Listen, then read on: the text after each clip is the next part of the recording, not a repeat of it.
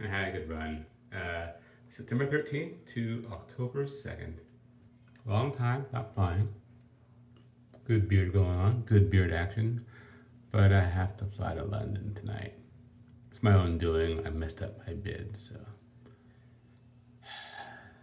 here we go. And again, it's all or nothing. So it's gonna be nothing. Hello, my name is Darren. I'm a dad. I'm an airline pilot. I'm a husband to a scientist. And this is a vlog about my trip to London that I got because I messed up my bid. It happens to the best of us. First, I had to shave and then head to the airport to do the trip. All right. All right. All cleaned up. Got a nice pink tie on for breast cancer month, though. And, anyways, I went for a friend of mine. She's an awesome person, an awesome mother. Met her a long time ago, and I'm glad she's still here. Let's go to London now. All right. So, first time flying since September 13th, all clean shaven. Again, I got this trip because I messed up, right? We have a new reserve system, and I saw a trip I wanted, and right now our current software has either pass all, meaning I don't want to do anything if I can with my seniority or my status, or you can bid for trips. And it's my understanding is it's all or nothing, right? They're gonna fix it, I think. But I saw a trip that I wanted, had the same sign-in time I have right now of 8:35 p.m. Right now at 7:35 p.m. But it was a deadhead to London and fly back. And if you know me, I get paid the same to fly or sit in the back, right? So yeah, I'll deadhead to London and fly back. Are you kidding me?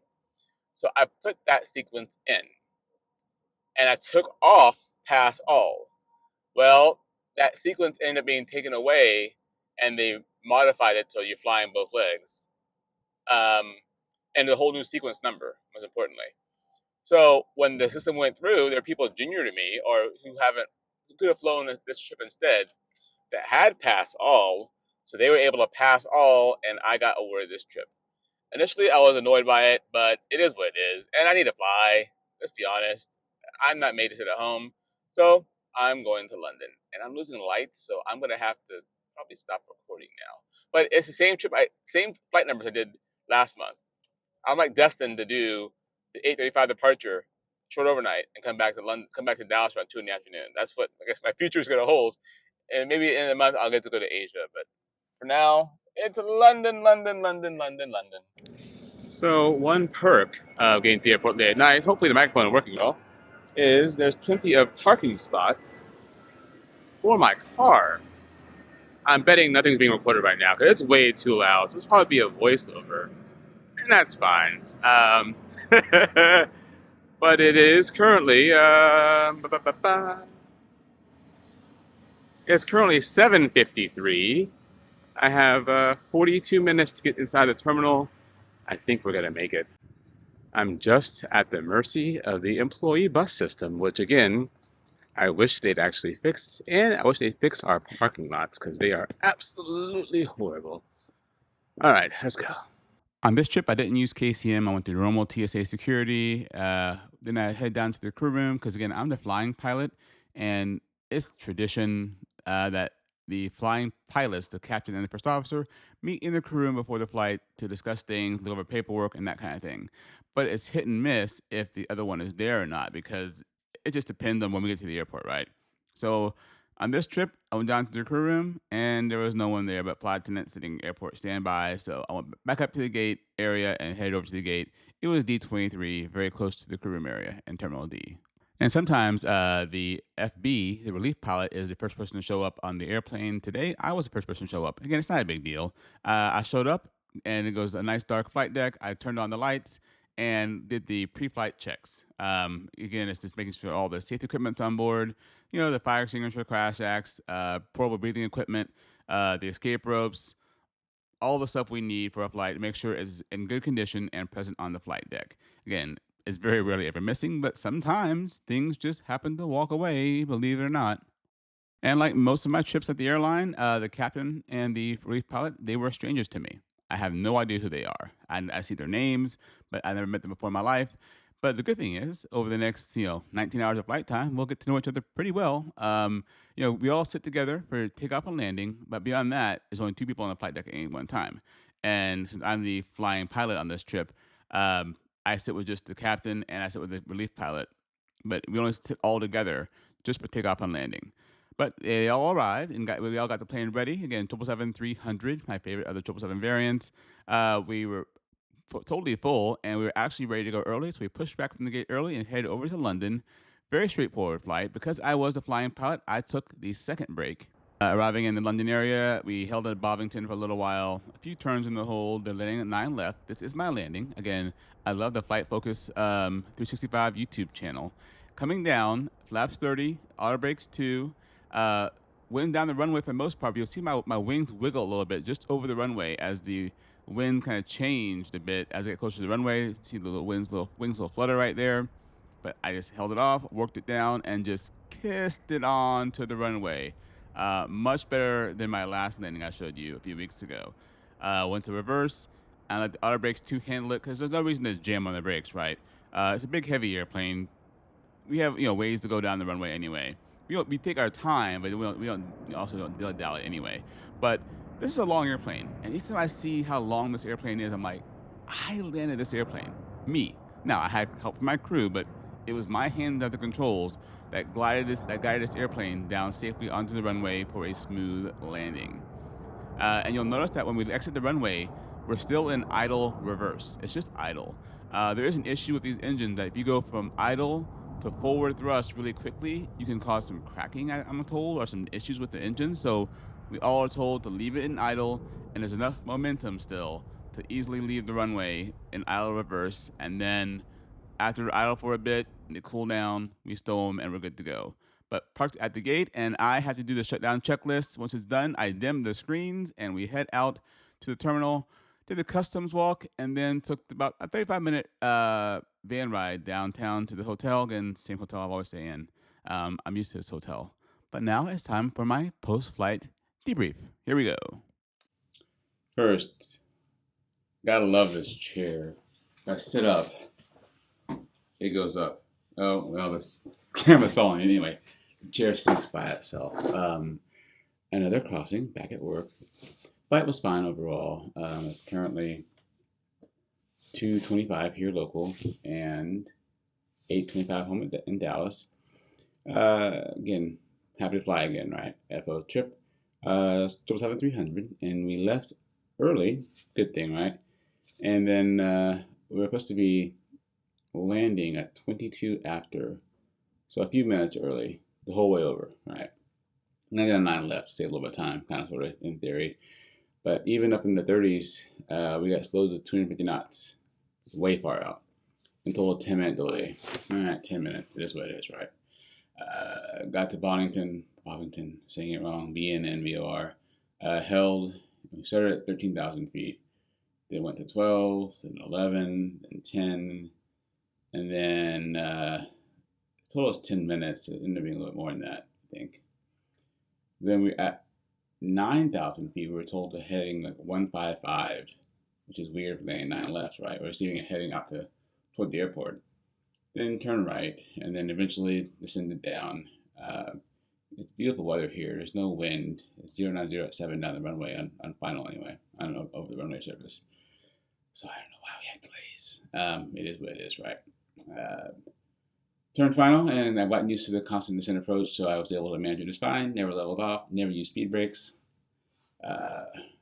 Did have to put the gear down about 4,000 feet to keep 180 knots, because we were speeding up to 190, even engines idled at flaps 15. Got cleared to land about 700 feet, turned all pod off, and the wind was a little bit wiggly. Made it very good landing though, better than my last landing. Really smooth. Hopefully I can find it on YouTube. 9 left. I don't know if they even used 9 left on YouTube for videos. I didn't even look. I'm pretty tired.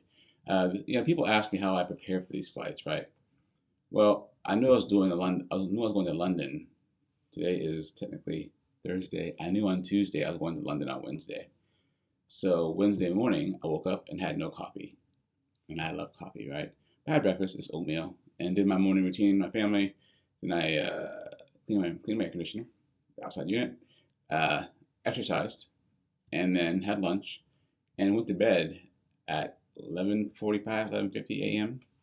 To my wife, I'm sleeping until 3 p.m. Turn all my stuff on silent, took my watch off, and I slept really good until 3 p.m. You know, I woke up to use the restroom, of course, but slept so good till 3 p.m. Woke up and then made sure dinner was cooking for the family. I make dinner when I'm home. That's what I do. I make breakfast and dinner for the family. Nothing special. It was from Costco. Stuffed peppers with beef. Anyways, you don't care about that. 4 o'clock, left my oldest kid from school, came back home. We all had dinner together, and then I started packing my stuff. Did an Instagram live with my face fully full of hair. And then around 6, said, all right, it's time to start getting ready, shave my face, and left home about 7:20, I think around there, 7:30. So the 3-hour nap helped quite a bit. Nice captain, retiring in 1 year. He offered me to let here. I said, I'll fly here. I'll fly in 3 weeks, but I'll fly in London over Dallas. I've landed in Dallas hundreds, if not over 1,000 times in my 17-year career. So I took the leg here, and normal takeoff. We needed a relief on the crossing restriction. Funny enough, though, the British Airways Airbus 380 was really late leaving Dallas. They were supposed to leave in the 5 o'clock hour. They left in the 10 o'clock hour, and then they left downfield from us. They took off from like Yankee or Zulu. Never saw them again though, so I don't know what routing they had back to London, but never heard from them again. Anyways, took off, made a right-hand turn, turned the autopilot on around 9,000 feet. I was done, and yeah, good crossing. The FB took his break, and then I took my break. I had a second break, but 2.5 hours in the back. Slept for most of it because again, very tired. Because you know I'm going to bed here at midnight 30 Dallas time when I took my break. So it's my normal sleeping time. I don't know if my 3-hour nap yesterday helped at all because right now it's now it's 2:29, 8:29 in Dallas, and I'm pretty tired. I still need a nap right now, so I'm gonna take a nap. We'll see how I feel after the nap. I think I'll still be tired. But yeah, 3-week break, and it's over. I'm flying again. Yay, it's London. Short overnight, so I won't be doing anything. I'm just gonna wake up from my nap. Hopefully I packed my jacket. I didn't pack my pullover for in-flight, and I'm a little annoyed by that. I'm pretty sure I have a jacket, because right now it is 61 degrees outside. That's the high. That's chilly for me. But we'll see. Okay, the video continues. I was still really tired, even though I took a nap ahead of time. Went out for lunch again. I always eat something different here. I like eating local. Every now and then I eat McDonald's, but I'm using my new DJI Osmo 3 camera. I like it more than an iPhone, I think. But I'm in search for some French tacos. So I am in London, and I'm on my way to get French tacos. And as a native Texan and a lover of Mexican food, and Tex-Mex are different, it's a bit scary. But I'm gonna give it a shot. Could be a horrible mistake. I've passed this place many times, but today is the day for French tacos. All right. So you might have noticed I was wearing my Meta glasses. I use those for filming vertical video, and I'm wearing a jacket. It's a little bit cooler in London right now. It's about 65 degrees, and that's cold for me as a Texan. But this is a pretty big food haul. I've eaten here just twice before. I had Thai food and had Thai food once, and I think the Japanese food once. The Thai food was very mediocre. And this French taco place, I had a sample a while ago. I'm like, that just seems weird. But it had really good reviews. So I'm thinking if it has really good Google reviews, I'm going to give it a shot. So Muzak's French tacos for the day. I didn't get the meal because I didn't really need a drink because I don't want caffeine right now. But I got just the French taco and some fries. Way too much food for me because I'm on semaglutide, right? But I appreciated that it was all made fresh and hot just for me. It wasn't like pre-made for me and heated up. I do totally appreciate fresh food. I then headed across the street to Whole Foods. I like getting orange juice and fresh fruit just to have something to eat. I don't eat a lot of candy on overnights. I do eat candy in flight. I eat the sugar to keep staying awake and have something to do. But on overnights, I like fresh things, and I'm a big papaya person. I used to eat a lot of fresh fruits, in the Caribbean. But Whole Foods in hand, headed back to the hotel for my French taco. All right, here we go for the Keith Lee style review of my French taco. So you can see the French fries there. They're very fresh, very hot, not salted at all. And here is a French taco wrapped in foil. Again, it was still pretty hot. I'm filming on 2 different devices right now. So this is my mustache French taco. I got the ultimate taco, I think it was. It's chicken, it's beef, it's a lot of stuff. You'll see it on the menu. It's a lot. These are French fries in this thing. I won't be able to finish the whole thing since I'm on this side. And I got an order of regular fries. They had Cajun fries. I've learned outside the United States, Cajun could just mean a lot of things, and I wasn't, So, going for the French taco.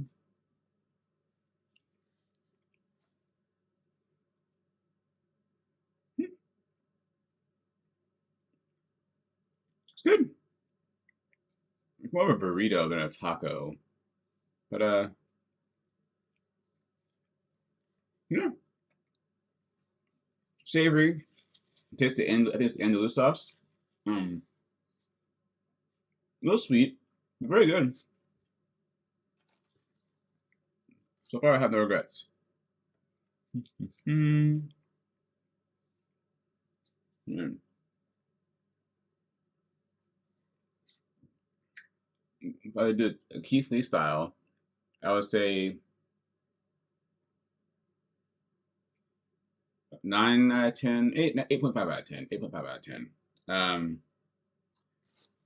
there's a lot of ingredients in here. A lot of French fries. They aren't spread evenly, so each bite is a little bit different than the other bite you had before it. But what do we call a taco, though? It's more of a burrito. But the question of the French fries.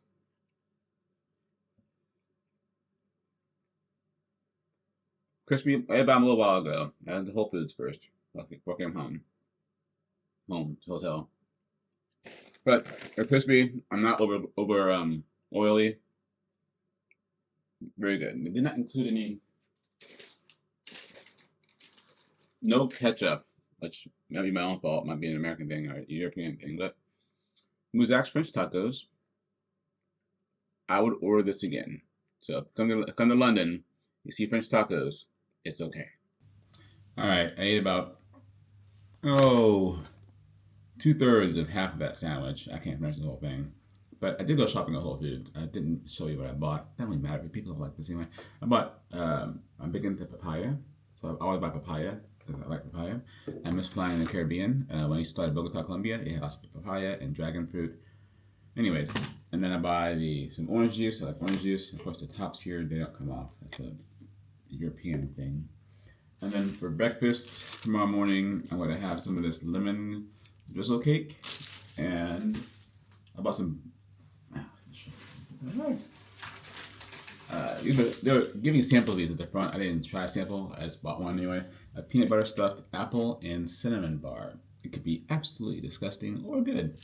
But also for breakfast tomorrow morning, in addition to my lemon drizzle cake from home, I smuggled in some Fairlife chocolate protein shakes, 30 grams of protein. I say smuggled in because not really smuggled in. So for London security, I did not smuggle those in. And I also have a Red Bull in my bag for my flight back tomorrow. But that's it. It is 6:17 p.m. I slept for about an hour and a half earlier. I'm going to go back to bed here in the next 2 hours. Short overnight. And I'm going to enjoy my papaya. Also, Doug DeMuro, his new 2024 Mercedes-Benz CLE video. 70 grand. But it's gas. But it's a car, and it's Doug. All right. All right. Hello. It is now 8:13 local, 2:13 p.m. in Dallas, and I'm calling it going to bed. I have a 6:30 wake up call tomorrow morning, so it's a little bit early to go to bed, but I'm exhausted. I've done this is my third time in a row doing this same flight numbers. The 3-hour nap I took yesterday in Dallas before I left, I don't think it helped very much because I was still tired when I got here. And had dinner, had my French taco thing, and just feeling like it's a little ick, like not sick, just like just tired. So I don't know. Maybe the nap helped me on the flight over here, but not after it. I hope it would have. Good news is I found my landing on Flight Focus 365, I believe it is. I'll post it in this video somewhere. Of course, you've already seen it by this point in the video. Better landing. You know, I had a different technique than I did last time. And I got one little puff of smoke, not two. That's a good thing. What else? Yeah, just tired. You know, these trips used to have a 24-hour or longer overnight at Dallas, and they changed them. I don't know why. I know Charlotte has 25 hours on some of their pairings, so I don't know why we have is 20 or 19 on some of our pairings, but I know New York has like 15 and 12 on some of theirs. They sit by the airport for those. Anyways, looking forward to going home tomorrow. I am off on the weekend, and Monday I am going to try to pick up a trip Monday evening. Now we'll see if it works or not. And I just so just so for your idea of what day it is in the real world, it is October 3rd, Thursday, and I just passed 10,000 subscribers on YouTube. So I'm now at 10,003 subscribers. Thank you very much. I'm very humble, and I hope I convey that message with my videos. I don't want to be some big superstar and show you this awesome, amazing life that I don't really live. I'm just a guy. I'm a dad. Or really, I'm just a guy that can make videos that look somewhat interesting. So, yeah, gonna go a bit. And also, back to what I'm doing on this overnight. I took a shower. I'm a night shower guy, especially on overnights. And I'm gonna pack up my bag a lot. And so I wake up in the morning. I'm just gonna have my breakfast and just chill, get up slowly, finish packing my bag, and head to the airport again. Nothing I carry is black. This is my wallet. These are my headphones. Black devices. I do have this. Anyway, black devices get lost in hotel rooms. So do white AirPods. Ask me how I know. So, okay. Good night, and hopefully I have time to see you in the morning before I go on the flight. All right. The video continues. Noisy neighbors. Noisy, yeah. Again, I love this quality chair at this hotel. I'm going to sit down, and here we are. Good morning. It is 7:08 in London, 1:08 a.m. in Dallas. Had a good night's rest. Slept the whole night. You know, wake up still tired because it's 1 in the morning, right? Inbound plane is on time, so it should be a good flight. I'll be pilot monitoring this flight, so I'll have the last break, which is a long time from now, right? When we depart.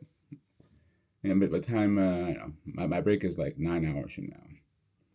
Ish. 10 hours from now. Long flight, right? But I'll have a break right before landing, so then at least I get home. When I get home, I'll be more awake, I guess, than I would have if I had the first or second break. That's my theory anyway. I had the same flight again last month, and I took the third break, and I felt pretty good after getting home. I wasn't a zombie, so that's something to look forward to. What else? I guess that's it. The room is packed up for the most part. Gotta do some last minute things here and head downstairs, get some coffee, because I'm not, again, if I was relief pilot, I would not get coffee because they had the first break. I'm flying, so I'll get some coffee. Yeah, London again. Not much to say, but let's go to the airport, or head toward the airport, because again, it is a Friday, and we're in downtown, so we'll go against traffic. So that's a good thing. All right, the video continues. The London security for crew is all new since my last visit, and it was almost pleasant. Wasn't perfect, but almost pleasant. Normal flight over to DFW, had the last break. Woke up 45 minutes prior to arrival. Great landing on 18 right.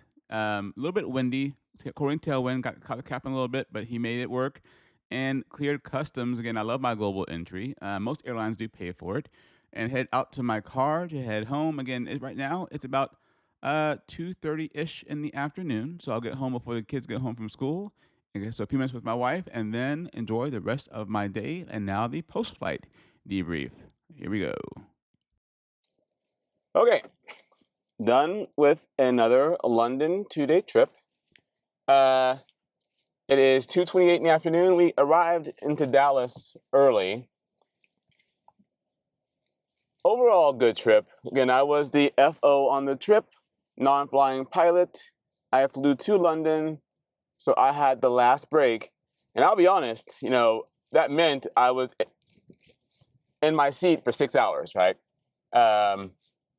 We each had about a 2-hour and 55-minute long break.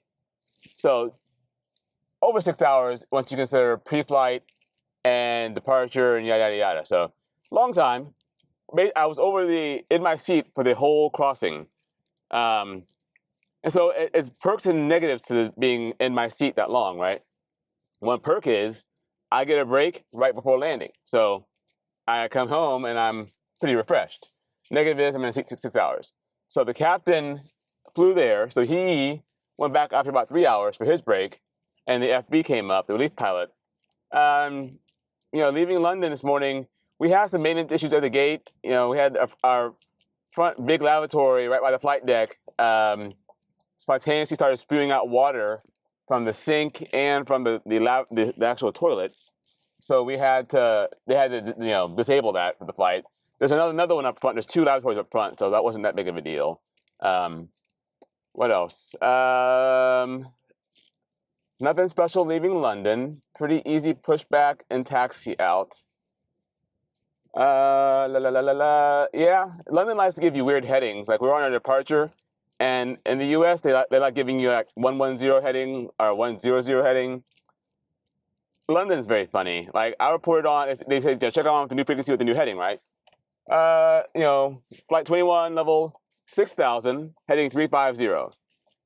Okay, flight 21, turn left, heading 345. 5 degrees. Like, it's 5 degrees, that big of a deal. They must have some ultra sensitive radar, and that happens a lot. Whatever. Left London, then we logged on to CPDLC, got our oceanic clearance from Shenwick Center, Shenwick Oceanic. Crossing was fine, normal turbulence. And then I had my meal. I had the beef both ways. The beef out of London is better than beef out of Dallas, for whatever reason. Then I went back for my break, and a 3-hour break is really long. So I slept for the first hour and a half, and I was awake. Went downstairs, talked to the flight attendants a bit, and I said, "Hey, do you guys have any? Is there a afternoon meal?" There normally is, but I always ask because I don't want to demand anything. That's not who I am. And so yes, there is. Oh, is it a hamburger? So no, it's not a hamburger. I had a choice of chicken curry, a curried chicken cold dish, or a salad of some kind. And I said, I'll take the chicken curry, and it was very, very good. I had that upstairs in we'll call it the loft area. Then I kind of just watched some YouTube I downloaded. Then they called me about 40 minutes prior to landing, came up front. We did get the west side of the airport. That was very nice. And the weather here in Dallas is very nice today. It's currently 98 degrees outside, according to my car. But the winds were reported calm on the ground. Well, on final, they were not calm. We had a quartering tailwind of about 10 knots.